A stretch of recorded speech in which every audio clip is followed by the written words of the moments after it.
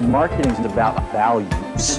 Nike didn't call me and sell me this in a catalog. I bought this swoosh because it's ingrained in my soul. When you have a product that really resonates with customers, the word of mouth grows like wildfire.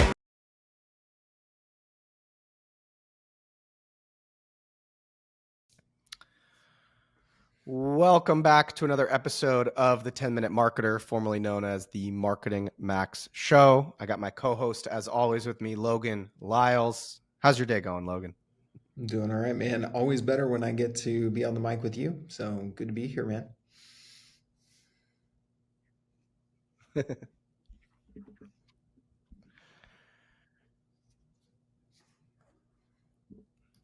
Cool. Super cool. So today we're going to be talking about, this is going to be part one of 10 AI marketing trends for 2026, but also just you can use them now, pre-2026 and Q4 of 2025. The thing that we've learned in the last couple months is vibe marketing is essentially just AI marketing.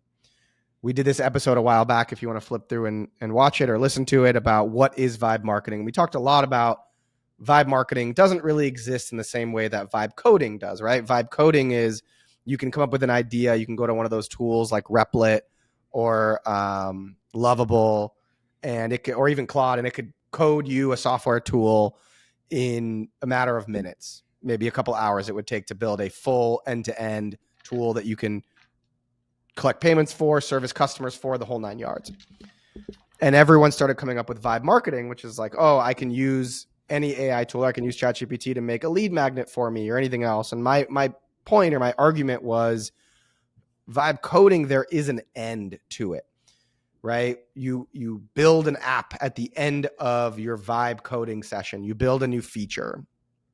With AI in marketing, aka vibe marketing, my point was there's really no end point in marketing. A lot of the times you're building an automation, you're building a workflow, maybe you're building a lead magnet, but it doesn't have the same kind of ending. And so today we're going to be talking about the first 5 out of our list of 10 AI marketing trends or vibe marketing trends that you can use to grow your business faster and start leveraging AI like a lot of us marketers are doing. Let's dive into the first trend, which we got from Eric Sue. Trend number 1, AI copies of people are actually replacing people and creators. So I, for a long time, created an AI avatar of Marketing Max on this tool called HeyGen, HeyGen. And I would take all of my newsletter content, punch it into ChatGPT, have it rewrite it to be a little bit more Instagram-y, hook-based. And I started posting it on Instagram, and I would get on average 20 to 30,000 views on my Instagram, and I wouldn't have to record because it did a good enough job in making me seem like I was actually the person in the video. The downside is the AI was not good enough to just have it be me talking, so I had to hire an editor to add a lot of fancy animations and a lot of crazy, things sliding in and text sliding in and everything else to kind of distract, so you couldn't really tell that. So you weren't staring at the exactly AI me. avatar My lips for the full time, because then you can kind of see the spots where it doesn't look quite human as much, right? Exactly. Like you, if you really paid attention, you could see that the voice was maybe 0.2, 0.3 seconds off from my lips moving. Mm-hmm. But with just enough editing to distract from that, really a lot of people didn't notice that it was AI, and it kind of blew my mind. That's how I've been using AI in this way, creating avatars. I've heard people do it with like sales calls. So they'll use HeyGen or a tool like Bonjoro, BONJORO.com, I think it is, to create like custom cold messages. So you don't have to record 100 videos every day saying, "Hey, Logan, my name's Max. I work for Max's team. You could check us out at www.maxes.team. But here's everything that we do. And we help companies just like yours." And so they would basically change my lips and the voice to just say Logan, I was checking out, and then insert company, right? And that is another way that people are kind of using AI avatars Yeah. to replace themselves in their marketing. Do you have any other ways that you've been using it, or any other kind of case studies you've heard of people using this trend? One other example we could point out, if you look up Tim Davidson on LinkedIn, I think his company is called B2B Riz, which is just hilarious. He runs a LinkedIn ads agency. And when Sora 2 launched, he started creating a bunch of fun videos of himself. Like one, he was up on stage, like he was a performer in like a kid's pop band for kids or something, but it was like B2B marketing lyrics. And then he had another one where like he was on a plane, and it was like, oh, when you sit next to a kid who grew up in corporate America, and the kid's like MQL, ACV, LTV, and he's just making like some of these funny videos. So that's another piece where I've seen like AI generated video being used. It's not necessarily like as an avatar replacing someone, but it is still an AI avatar of the creator, but just creating these fun, quick videos. I don't know how long that'll last. At the same time of like Sora 2 launched and everybody's like talking about all the capabilities, everybody's complaining about the AI slop of just creating AI video for the sake of AI video. So I'm sure that will shift and change, maybe even between the time we record this and the time that it gets published. Sentiment will change somewhere on AI video, but I mean, there's greenfield opportunity to be experimenting with this, I think, is the point, and that is not going away. I love that one. I have also seen a lot of those videos pop up on Twitter. A lot of entrepreneurs, I think it was actually Russell Brunson, the guy that I saw, he was doing some really cool things similar to the guy that you mentioned on LinkedIn about him standing up on stage and then doing a stage dive. And it just kind of seems to be the thing that a lot of people are doing now. Yet to see if it's a trend if it's a trend that sticks, or if it's a trend that kind of goes away and people kind of get over these Sonora. That's what it's called, right? Sonora, I think, or Sora. Sora. I always get it confused. Sora, okay. There's another one called Sonora, but yet to see if people really resonate with this or not. What we've been using a lot are those kind of cartoon style ChatGPT illustrations that got really popular maybe 6 months ago, where everyone was posting their own avatar, if you will, as a cartoon. Like they would like upload a their profile packaged picture and it action would spit figure. out some kind of a Exactly. So we're using that a lot in ads, where we create like a cartoon in an ad that we run for a client, and those are doing really, really, really well. It's not necessarily an avatar of me or my client, but I'm glad we do this podcast, if not just for me to learn, because now I'm thinking I got to message my team to say, hey, we should take some of the profile pictures of our clients on LinkedIn and turn those into the actual people in the cartoon. So that's super interesting. All right. Well, yeah, that's trend number one, using avatars to replace real creators or real founders who maybe want to create content and don't necessarily want to record videos or do a whole photo shoot. Trend number two out of the 5 we're going to do today, and then make sure you like and subscribe and follow below to get part 2 next week. But number 2, also brought to us by Eric Sue, the trend of using AI, not necessarily to replace your face in a video or a picture like trend number 1, but using it to replace how you write. So AI being your writer. A lot of people are using this tool called Manus that can read blog posts that you've already written, or tweets that you've already written, or newsletters that you've already written.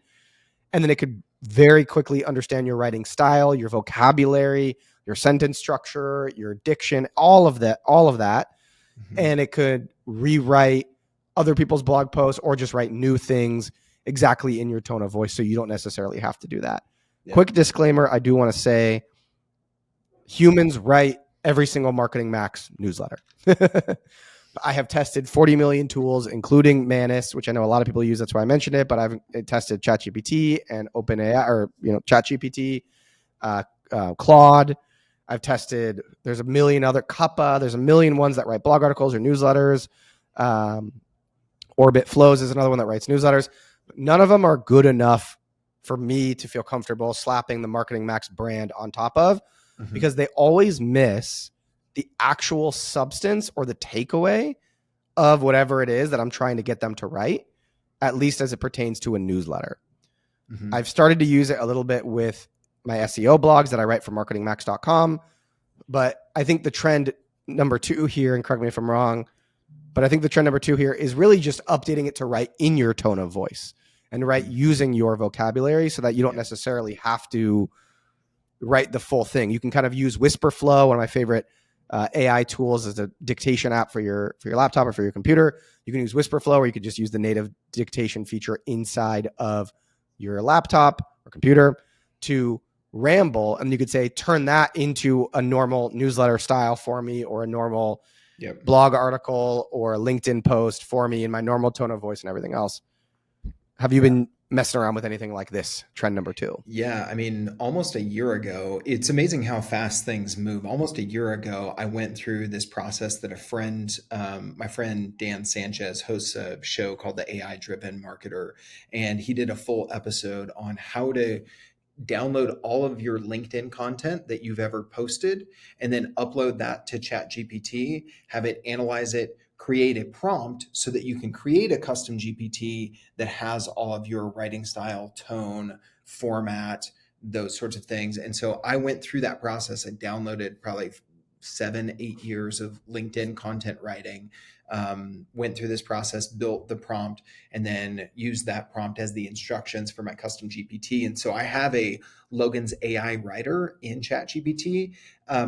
I still do not just plug stuff into there and take it. I see AI, whether you're using ChatGPT or Claude or Manus, it is more of a draft partner in writing, but man, is it way easier to take something that you've already said and have it drafted and then edit that. I mean, it's 5-10 times faster sometimes than just staring at that blank cursor. So I agree with you that even when you go through these processes or you use a tool like Manus, it's not going to nail your voice 100%, but man, can it still help you be more efficient? And I think that's, to your point earlier, that is what vibe marketing actually is. It's not this thing that you just turn on.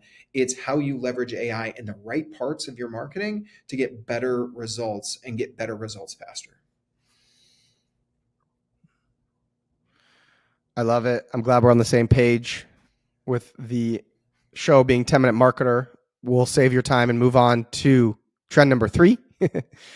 Anyone can make good looking anything now. So there's a million tools that are popping up that are super niche just to create YouTube thumbnails. If you're a creator like us who's posting on YouTube, there's a bunch of tools like Icon or adcreatives.ai that can create AI, or that can create ads to run on Facebook or even Google banner ads, specifically using AI.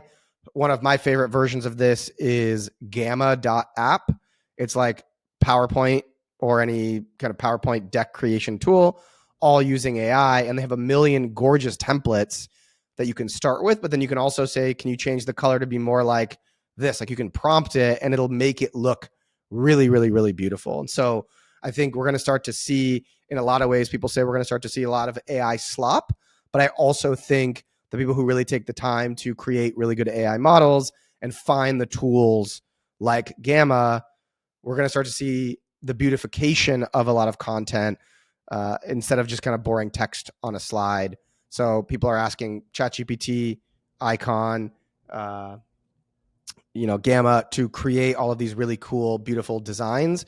There's another one, I think it's called Blaze or Blazer, which is basically like Canva, but AI. So you can literally prompt engineer anything that you'd normally do in Canva, which is my all-time favorite marketing tool.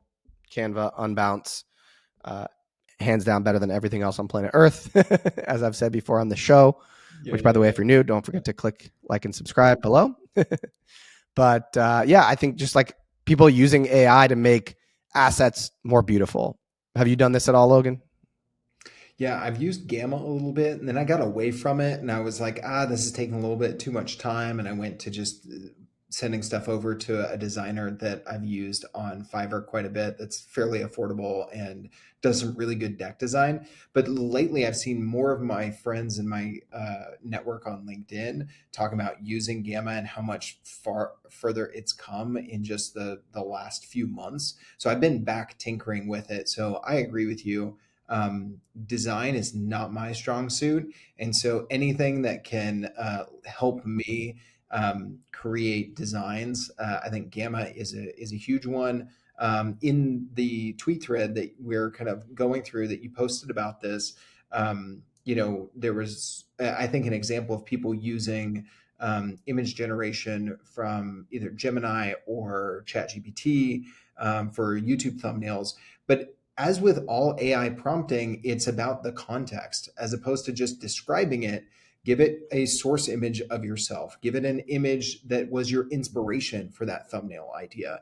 And then you're probably going to be much better off. One thing I have learned about image generation in general with AI, if you're not getting what you want, start over. Just go back to the beginning, because if you're trying to get it to tweak something, like, things go off the rails. Even if you're like, okay, the words on Max's, New York Knicks hat is misspelled. Don't change anything else about this image. It will change something else. I don't know technically why that happens, but I find that just like going back and rechanging the original prompt, or changing the original prompt and reprompting it, is better when it comes to image generation, at least in the tools that I practice with. If your experience is different and you're listening to this, hit me up on LinkedIn. Let me know if I'm wrong on this. If you're like, oh, Logan, in Midjourney, it's not like that.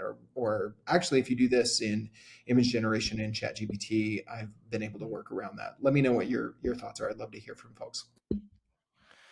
Also, let me know too, because I've been struggling with that a lot lately. I've been using AI to create, like I said, ads for clients and for some of my new Instagram posts. And what I've noticed is it always gets letters wrong. It spells things wrong all the time, and it's very annoying. So if you have a trick for that, this is a community show. It's not just Logan and I up here. So please let us know if you have a trick for it. But I love that advice. Start over. I haven't done that. So thank you for that tip. Moving on to trend number 4. Earlier, I mentioned people are using tools like Replit or Lovable or Cursor to build apps, aka vibe coding. As it pertains to marketing, certain marketing teams or marketing agencies are using those tools to create internal marketing tools, like a project management tool for your marketing team, like a content calendar. There's a million of these things out there.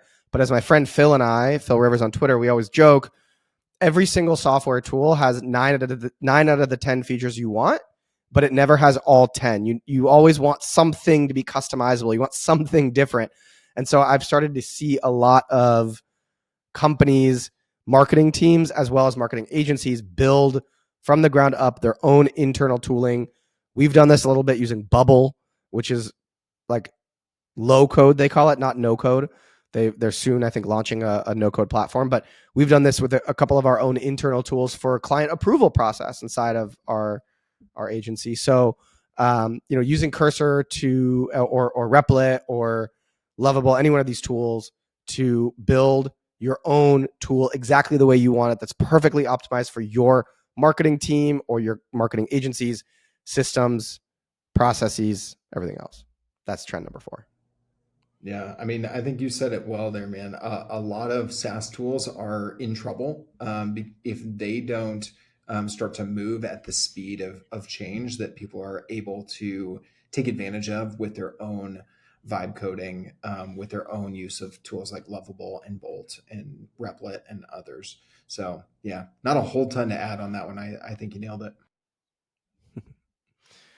Cool. Well, then we will round it out with vibe marketing trend, marketing AI trend, whatever you want to call it. Number 5, it's that Google's dying. No, I'm kidding. Google's not fully dying at all. I actually own a lot of Google stocks, so I hope it doesn't die. But the traditional way that people search and the traditional way that marketing teams and companies rank on Google via SEO is completely changing on Google. A lot of companies I've spoken to, and I've seen a lot of research, everyone's saying their click volume from their SEO efforts is down upwards of 30%. because people are getting answers or they're getting what they need in the AI overview at the top of Google.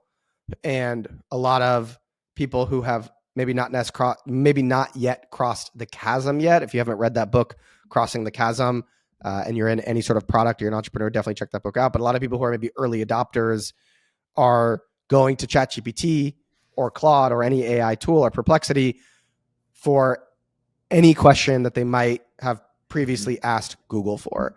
And so the trend is AI SEO. Some people are calling it GEO, generative engine optimization, because these are generative AI tools, ChatGPT, Claude, all these other ones. Some people are calling it AIEO, which I think is just kind of funny, AI SEO.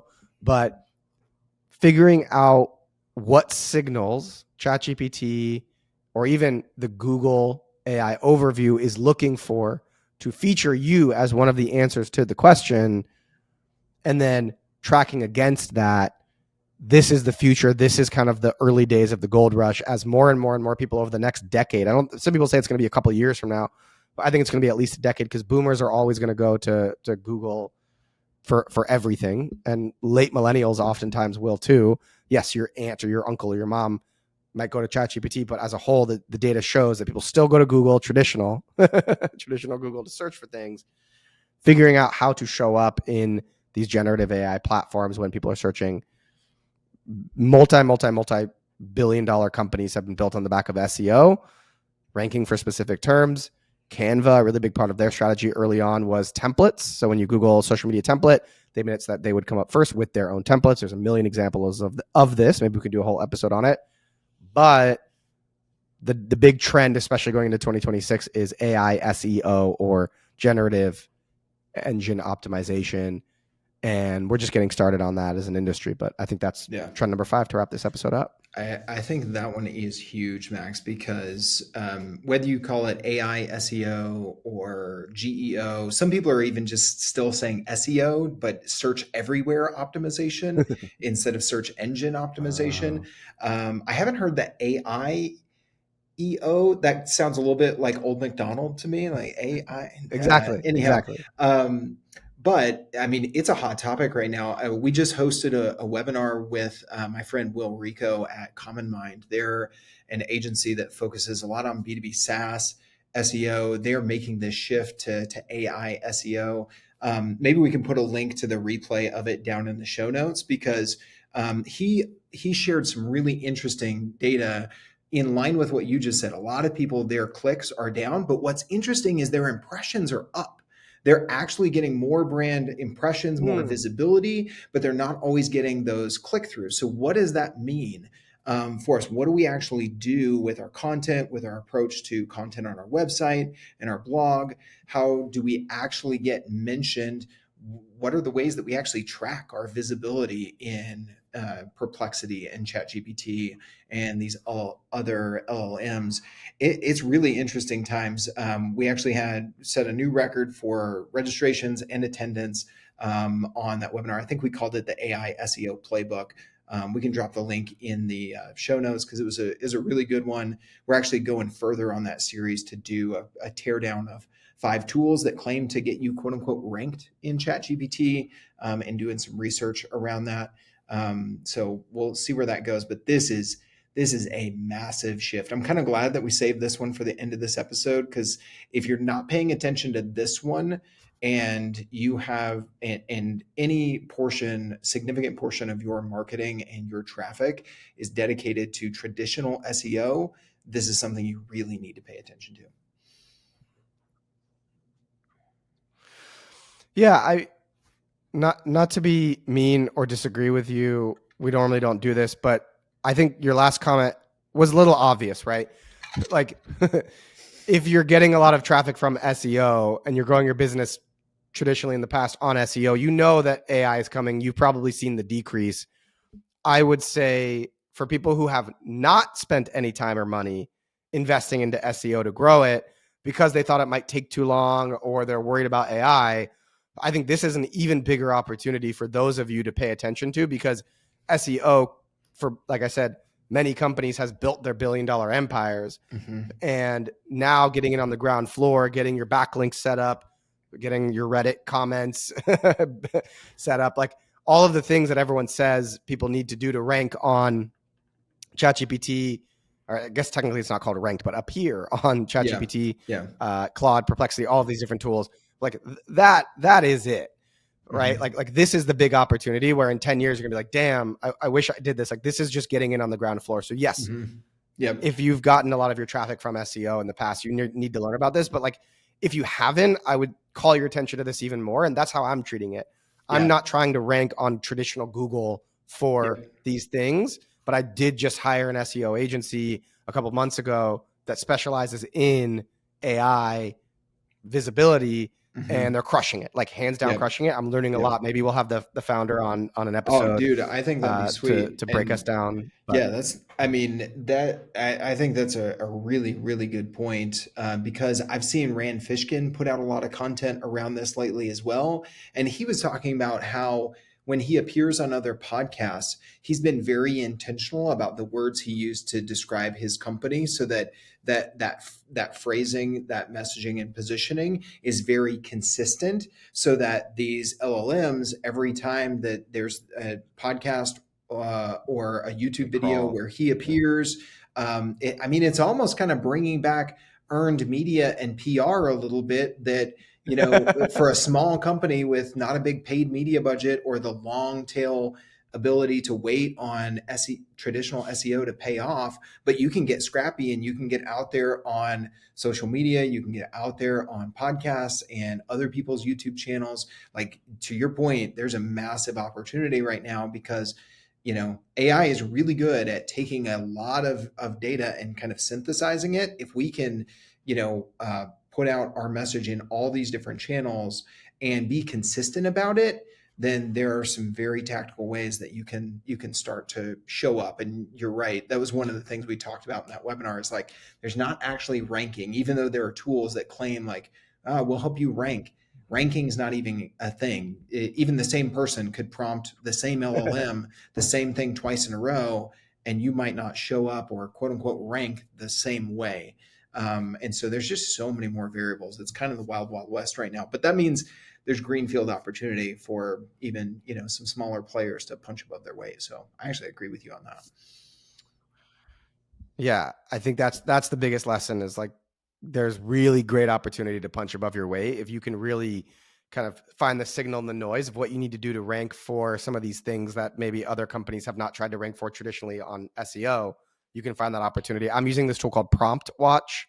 I think it's promptwatch.com or promptwatch.ai to identify where those opportunities are and how I can attack that. There's also a really inexpensive one called AI Trust Signals. I think they have a free version as well that kind of gives you a summary of kind of where's your visibility, but also like, how are you showing up? Because like, I think that's why they have the name AI Trust Signals. Like, are you where are you showing up visibly? But then like, what's the brand impression across these LLMs? So anyway, one more I didn't know about that for everybody. I didn't know about that. Like I said, this podcast is as much for me personally as it is for you guys, the listeners. So I'm going to check out AI Trust Watch. You said AI Trust Watch? AI Trust Signals. I'm going to pull that up. AI Trust Watch. All right, cool. Trustwatch.io. Oh, thank AI you Trust so much for Signals. joining. Trust Signals. AI Trust. I think it's Signals. AITrustSignals.com. AITrustSignals.com. I just pulled it up. Thank you guys for listening, for watching. Go ahead and like and subscribe, and tune in next week for part 2 of the next 5 trends in vibe marketing and AI marketing that you need to pay attention to. See ya. Thanks for listening to the Marketing Max show. It takes me and my team hours to produce it every single week, but it only takes you 15 seconds to hit that share button and text it to a friend, drop it in a Slack group, or share it on Twitter, Facebook, Instagram, or any of your favorite social platforms. I appreciate you taking the time to check out my content. Have an awesome day.